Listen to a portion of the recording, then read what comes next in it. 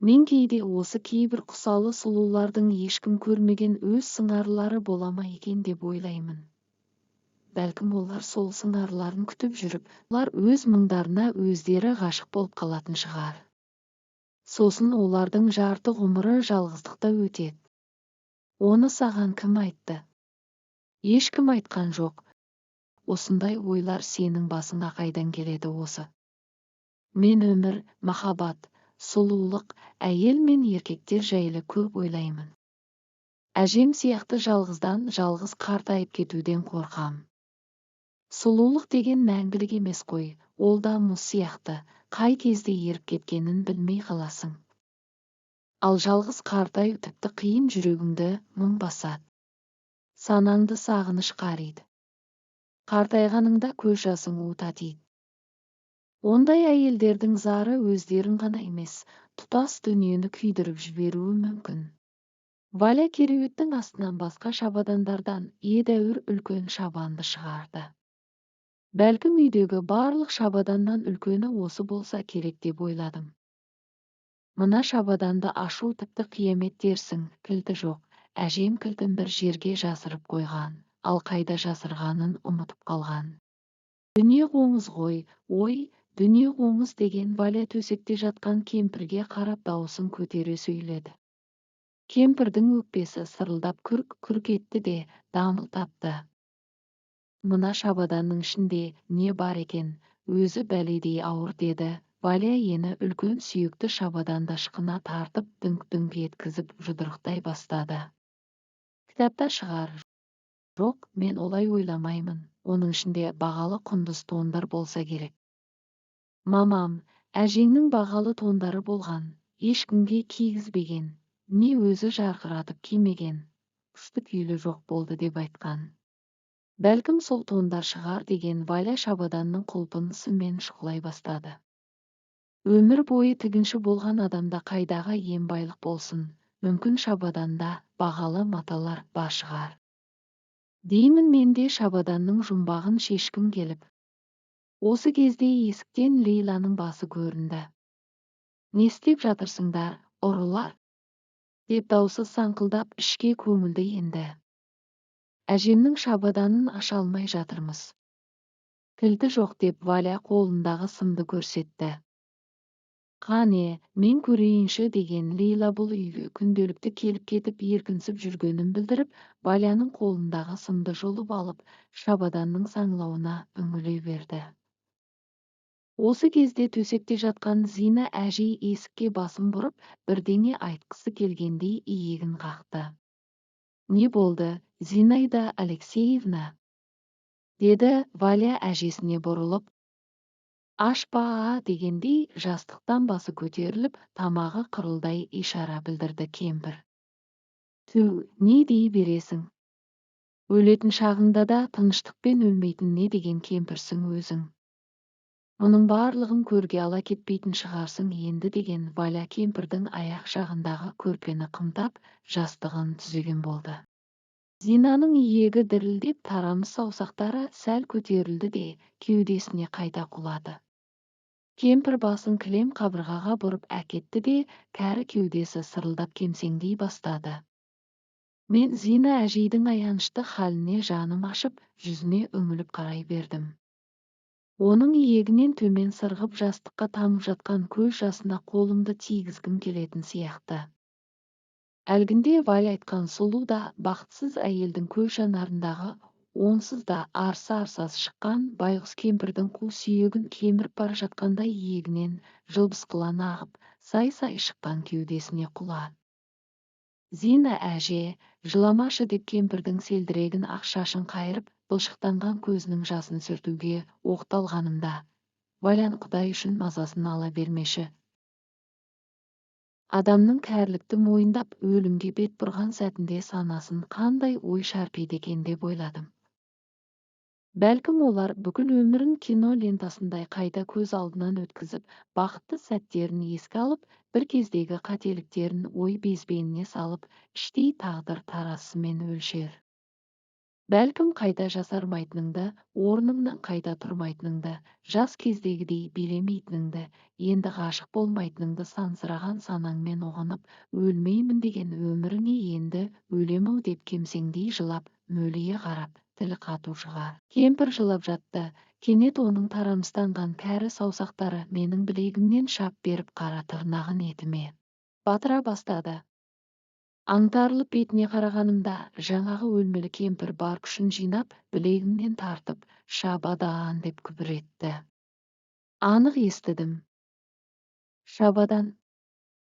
Осы бір қысқа уақыт ішінде өлмелі кемпірдің соңғы тілегіндей көрінген жалғыз жарым сөзі, шабадандағы жұмбақтың бар қасіреттің бастауы екенін түйсігіммен сезінгендей, жүрегім өрекпіп аузыма тығылды. Мен Лейланың жанына жетіп барып тиіспе шабаданға, деп кеудесінен жұлқып қалдым.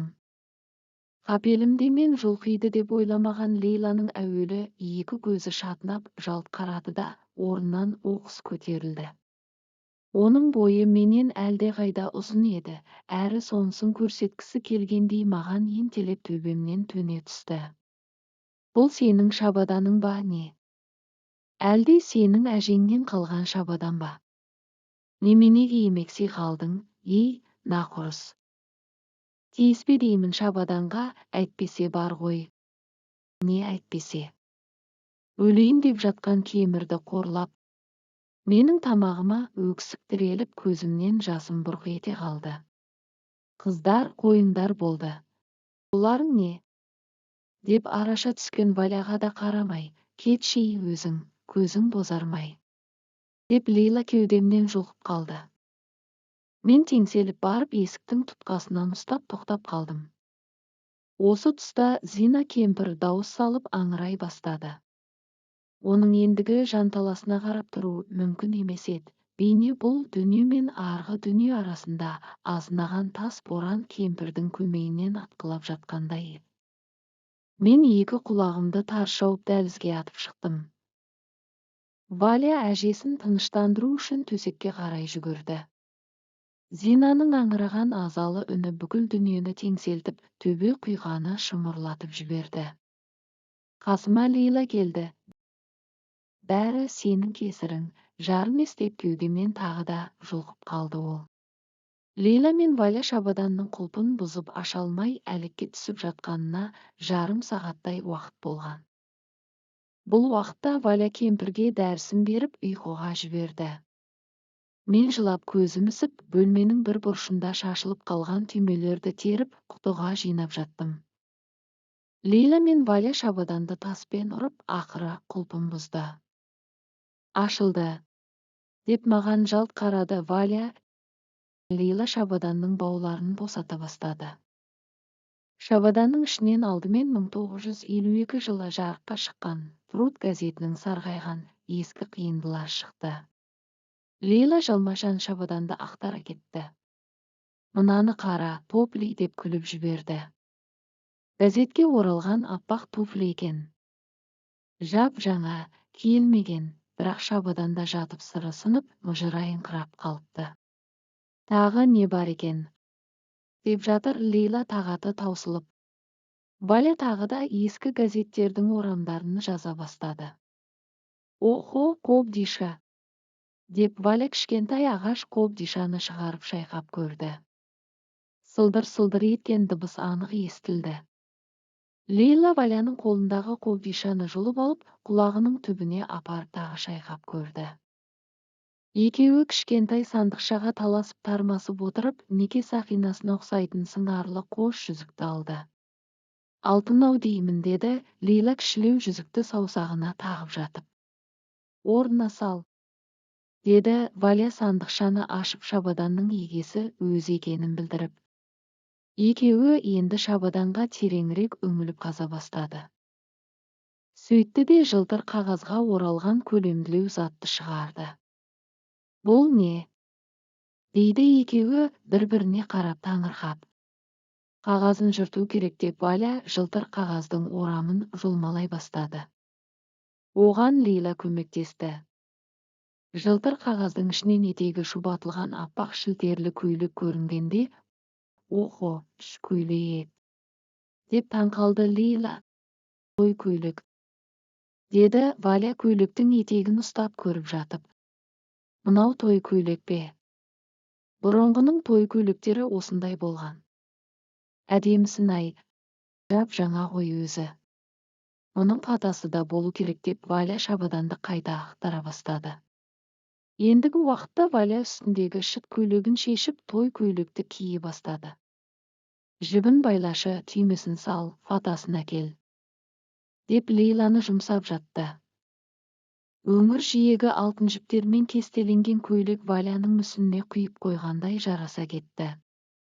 Шіркін-ай, осы түрімді ақтай көрсе ғой, деген Валя айнадағы өз келбетіне өзі сұқтанып ұзақ қарап қалған еді. Бетбақтың ақ бораны көтеріліп, аспан қорғасын түске еніп торланып, жер дүниеден тегіс жылу қашқан қарашада Зина кемпір 88-ге қараған жасында дүние салды. Ауылдың бірлі-жарым орысы жиналып, өз салт жоралғысымен Зинаны орыс бейітіне апарып қойды. Көп уақыт өтпей, біз баяғы қалпы Зина кемпірдің, ендігі Валяның үйіне айналған құжырада сауық сайранымызды жалғастыра бердік. Әжесі өлгелі Валя өзін мүлде ересек сезініп, әжесінен қалған ескі құсқы заттарды бәрімізге тәбәріктей тарқатып берді. Тек үлкен шабадандағы той көйлекке ғана ешкімді жолатпай, бір өзі қызықтады. Кейде қыздар Валяны ортаға алып, той көйлегін кигізіп жар-жар айтып, бетіне түскен ақ фатаны көтеріп беташар ойнайтын. Сонда Валя өзін жаңа түскен жас келіндей сезініп, жүзі алабұртып толқып, ұяла жымиып иіле беруші еді. Сол уақыттарда мен дүниеде Валядай сұлу қалыңдық жоқ шығар деп ойлайтынмын. Уақыт өте келе мен Валяны мектептен көруді сиреттім. Сыныптас қыздарынан сұрағанымда ауырып қалдым дейді ғой. Көршің ғой, халін білсеңші деген. Мен кейде Валяны үй жағынан көретінмін. Ол әбден ауру меңдеп, халі нашарлаған адамдардай жүрісі ауырлап, еңсесі еңгіш тартып, ілби басып бара жататын. Ол кездері шешем мені Валя сайтанға жолай бермей тыныш жүр, ешкім оны жақсы атап жатқан жоқ деп, Валяның үйіне қарай қия бастырмай қойған еді. Мен Валяны іштей қатты сағынатымын. Әсіресе оның ересек әңгімелерін, өзін ересектерше ұстауын, кейде маған үлкендердей ақыл айтатынын, сұлулық жайлы ұзақ толғана сөйлейтінін сағынатымын. Білегімдегі Валя сыйлаған моншақты көрген сайын мен оның халін білу туралы жиірек ойлап, ақыры бір күні Валяның үйіне бас сұқтым. Табалдырықты аттай бергенімде Валяның баяғы Зина кемпір жатқан төсекте шалқадан құлап ұйықтап жатқанын көрдім. Сап-сары шашы жастықтан төмен қарай төгіліп, қас кірпігі дірілдеп, ерні болар болмас ашылып жатты. Мен кілемнің жоғарғы жағындағы баяғы фотосуретті іздедім, теріс қаратып қойыпты.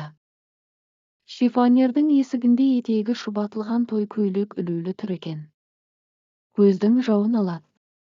Өңір жиегі алтын жіптермен кестеленіп, күміс түймелер қадалған. Мен той көйлектің жанына келіп түймелерін ұстап көрдім. Фатасын алып айнаға жақындай бергенімде, Валяның орнына қой, жолама көйлекке, деген даусынан селк етіп фатаны тастай салдым. Валя қобыраған шашын жинап, көйлегінің түймелерін салып жатты. Өңі жүдеу көрінді.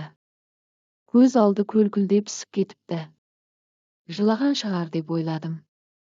Сен андағы көйлекке екінші жолаушы болма, ол көйлекке қарғыс тиген деді. Валя көйлекке қарап оқыстан. Мен етегі шұбатылған той көйлектен үрейленгендей, Валяға жақын келіп, кереуеттің тұсына жайғастым. Валька, ауырып қалғансың ба? Иә, төсектен тұрсам, көзім қарауытып, басым айнала береді.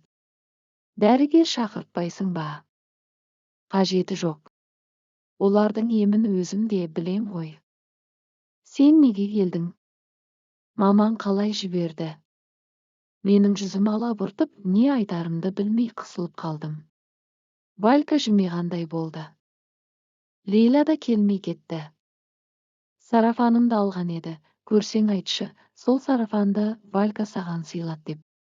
Бәрібір енді маған ол сарафан тарлық қылады. Мақұл, айтайын, сабағың қалай? Гуманитарлық пәндерден түгел 5-тікпін, жаратылыстанудан 3-пін. Оқыған жақсы дейді ғой үлкендер. Ал мен оқуды тастадым. Өз еркіммен. Мен енді оқушы емеспін. Неге тастадың? 9 жылдық білімім де жетеді. Ең бастысы, әріп танимын, санай білем. Енді тігіншінің оқуын оқып алсам деймін. Сен әлі мультфильм көресің бе? Жоқ деп кекілім көзіме түсіп ұяла жымидым. Кекіліңді қайыршы. Сен әдемі қыз болып бой жетіп келесің. Сен өзіңнің әдемі қыз екеніңді білесің бе? Деп бір уақыт бетіме тесіле қарады Валя. Мен білмеймін дегендей иығымды қиқаң еткіздім. Сұлулығымды білмегенің қандай жақсы. Білесің бе, мен жанарымның отын жоғалтып алдым, сен оны көрмедің бе? Некесі қиылған әйелдер жанарының отын ошағына береді екен. Ол ошақтың оты маздап жанып ешқашан сөнбейтін көрінеді, ал менің отым ұшты күйлі жоғалды. Сен соны көрмедің бе? Сен менің отымды тауып алсаң өзіме қайтаршы, жарай ма? Деді сұраулы жүзбен. Мен Валяның сөздерін жөндеп ұқпай бетіне қарап аңырап қалдым. Бір түрлі оғаш, есті сөйлейді, бір жағынан айтқан сөздерінен үрейленіп үйге кетуге ыңғайлана бастадым. Кенет Валя қабағы тырысып шын ұстап, екі бүктеліп ыңырана берді. Валя, мамаңды шақырайын ба? Деп есікке қарай жүгірдім. Керегі жоқ, қазір басылады, мұнда кел. Валя темір кереуетті сықырлатып, иіріліп, жазылып, ақылап, үхілеп терең демалды да кереуеттен жерге топ ете түсті. Маңдайынан тер бұрқ етіп көзіне қарай құйылды. Сонда Валяның іші дөңгеленіп қалғанын байқадым. О, тоба! Оның ішіне қарап қалғанымды байқаған Валя. Ұстап көресің бе? Деді. Мен артқа шегіншектеп басымды шайқадым. Қорықпа. Аяқтармен теуіп жатыр тентек неме, міне, мына жері. Валя менің білегімнен шап беріп алақанымды құрсағына апарып қойды. Жып-жылы құрсаққа қолым тигенде, менің жүрегім атқақтап, аузыма тығылып, көзіммен жасым сорғалап, аңырай жылап далаға қаштым. Сен әлі мультфильм көресің ғой, ақымақ. Сорлы, сен күйеуге кеш тиесің. Деп Валя айқайлап күліп жатты. Валя екі қабат екен деген өсек аз уақытта ауыл ішін аралап кетті. Екі әйелдің басы қосылған жерде, Марияның осы қызы ерте бой жетті ғой, Ғалидың баласына өзі барып асылған дейді ме? Орыспысың деген, баланы туам депті ғой ақыры. Ғалидың баласы баланы мойындамай, Алматыға қашып кеткен дей ме? Ол шешекті соттатпай ма, қолымен істегенді мойнымен көтерсін. Деді бірі.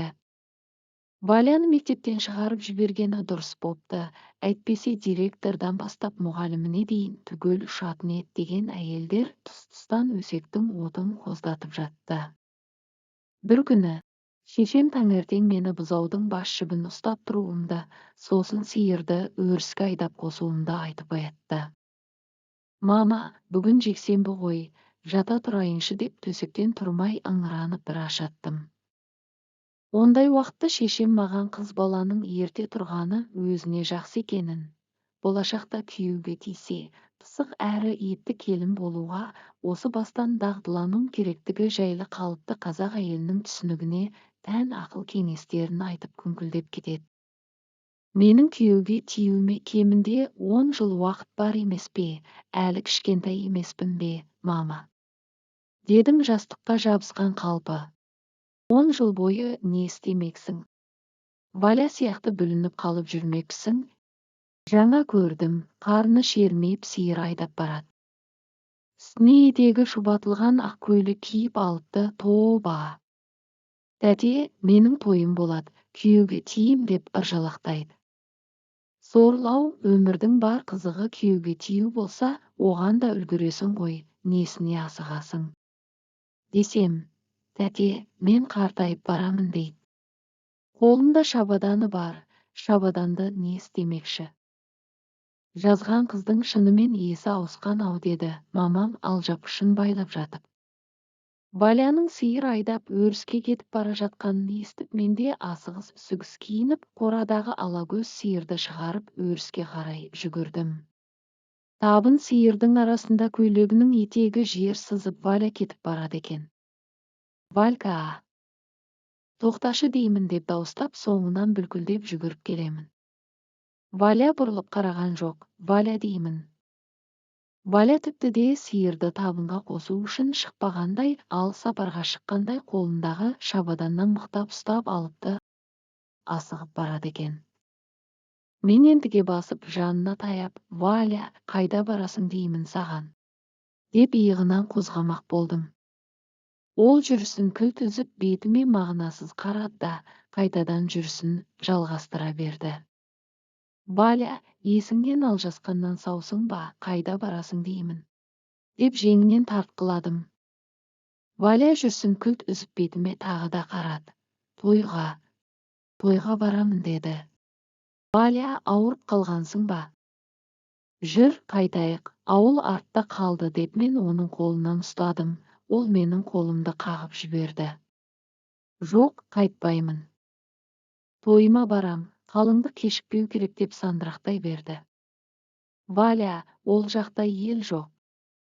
Бетбақтың құла түзінде адасып қаласың ғой, жазған, жүрші, ауылға қайтайықшы деймін жалынып. Қайтпаймын ауылға, мені қайтарып не істемексіңдер? Бәрін білем, естідім, мені есі ауысқандардың үйіне жібермекші. Бәрің мені көре алмайсыңдар, сұлу болғаным үшін көре алмайсыңдар. Бағы жанып кетеді деп көре алмайсыңдар. Қайран әжем ғана мені жақсы көруші еді, мен әжеме барам, ал сен қал осында. Деп Валя менің кеудемнен итеріп жіберді. Мен топыраққа аунап түстім. Ұшып тұрып енді оның шабаданына жармастым. Жүр деймін саған, үйге қайтамыз. Деп қолындағы шабаданына жабысып тартқылап жатырмын. Осы кезде Валяның көкпеңбек көздеріне ыза толып, зәрлене қарап шабаданды тартып тұрып, жібере салды. Мен шабаданды құшақтаған қалпы түйжантақтың үстіне қарай ұшып түстім.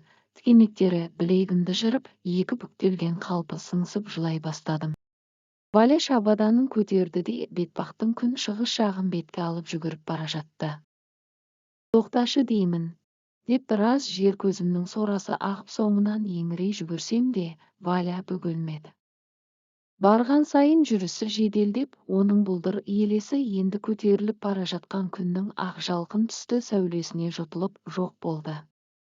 Енді бір қарағанымда оның ақ көйлек киген сағымы ауада қалықтап бара жатқан еді. Содан бері 14 жыл уақыт өтті.